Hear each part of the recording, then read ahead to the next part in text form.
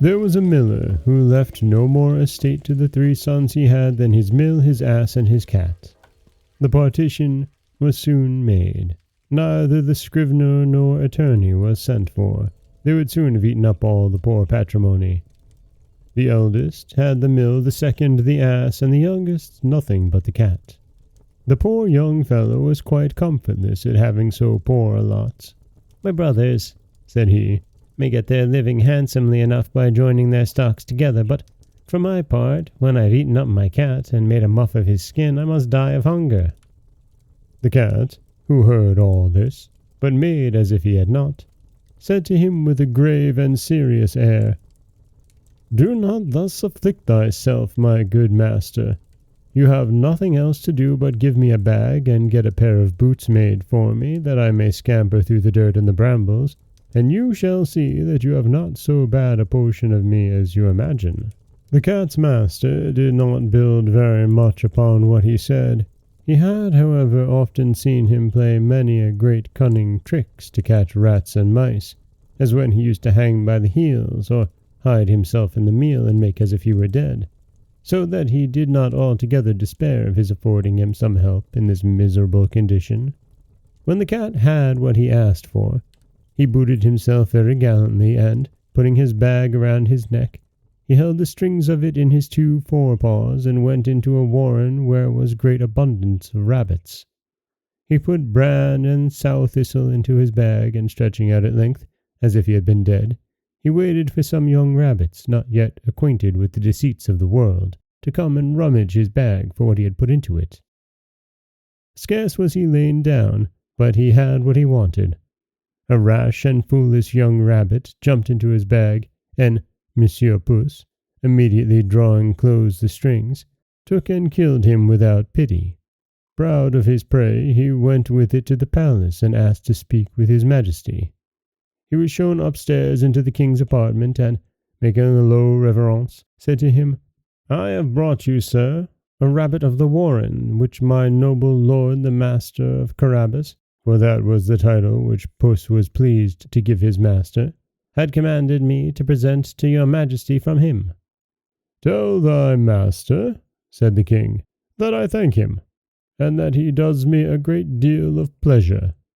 Another time he went and hid himself among some standing corn, holding still his bag open, and, when a brace of partridges ran into it, he drew the strings, and so caught them both. He went and made a present of these to the king, as he had done before of the rabbit which he took in the warren. The king in like manner received the partridges with great pleasure, and ordered him some money to drink. The cat continued for 2 to 3 months thus to carry his majesty from time to time game of his master's taking. One day in particular, when he knew for certain that he was to take the air along the riverside with his daughter, the most beautiful princess in the world, he said to his master, "If you'll follow my advice, your fortune is made. You have nothing else to do but go and wash yourself in the river. In that part I shall show you, and leave the rest to me." The Marquis of Carabas did what the cat advised him to do, without knowing why or wherefore. While he was washing, the king passed by, and the cat began to cry out, "Help! Help! My lord Marquis of Carabas is going to be drowned."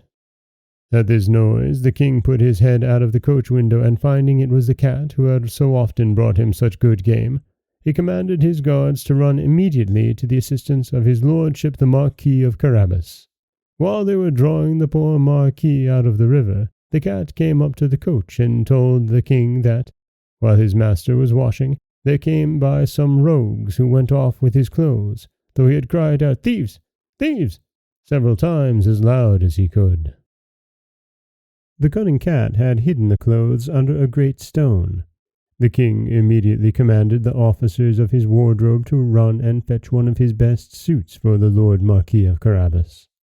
The king caressed him after a very extraordinary manner, and as the fine clothes he had given him extremely set off his good mien, for he was well made and very handsome in his person, the king's daughter took a secret inclination to him, and the Marquis of Carabas had no sooner cast 2 or 3 respectful and somewhat tender glances, but she fell in love with him to distraction. The king would needs have him come into the coach and take part of the airing. The cat, quite overjoyed to see his project begin to succeed, marched on before, and meeting with some countrymen who were mowing a meadow, said to them, "Good people, you who are mowing, if you do not tell the king that the meadow you mow belongs to my lord Marquis of Carabas, you shall be chopped as small as herbs for the pot." The king did not fail asking of the mowers whom the meadow they were mowing belonged. "To my lord Marquis of Carabas," answered they all together, for the cat's threats had made them terribly afraid. "You see, sir," said the Marquis, "this is a meadow which never fails to yield a plentiful harvest every year." The cat, who went on still before, met with some reapers, and said to them, "Good people, you who are reaping, if you do not tell the king that all this corn belongs to the Marquis of Carabas, you shall be chopped as small as herbs for the pot." The king, who passed by a moment after, would needs them to whom all that corn which he then saw did belong. "To my lord Marquis of Carabas," replied the reapers, and the king was very well pleased with it, as well as the Marquis, whom he congratulated thereupon. The master cat, who went always before, said the same words to all he met, and the king was astonished at the vast estates of my lord Marquis of Carabas. Monsieur Puss came at last to a stately castle, the master of which was an ogre, the richest had ever been known, for all the lands which the king had gone over belonged to this castle. The cat, who had taken care to inform himself who this ogre was and what he could do, asked to speak with him, saying he could not pass so near his castle without having the honor of paying his respects to him.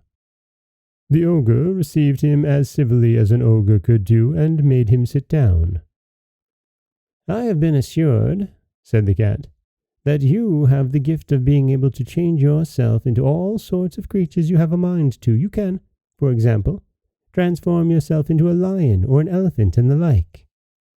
"That is true," answered the ogre very briskly, "and to convince you, you shall see me now become a lion."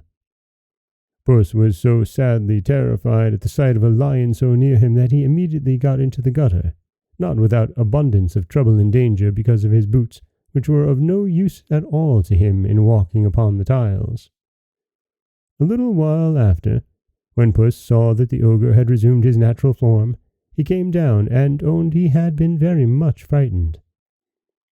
"I have been moreover informed," said the cat, "but I know not how to believe it, that you have also the power to take on the shape of the smallest animals, for example, to change yourself into a rat or a mouse. But I must own I take this to be impossible." "Impossible!" cried the ogre. "You shall see presently." And, at the same time, he changed himself into a mouse, and began to run about the floor. Puss no sooner perceived this, but he fell upon him and ate him up. Meanwhile the king, who saw as he passed this fine castle of the ogres, had a mind to go into it. Puss, who heard the noise of his majesty's coach running over the drawbridge, ran out and said to the king, "Your majesty is welcome to this castle of my lord Marquis of Carabas." "What, my lord Marquis," cried the king, "does this castle also belong to you? There can be nothing finer than this court and all the stately buildings which surround it. Let us go into it, if you please." The Marquis gave his hand to the princess, and followed the king, who went first. They passed into a spacious hall, where they found a magnificent collation, which the ogre had prepared for his friends, who were that very day to visit him, but dared not to enter, knowing the king was there.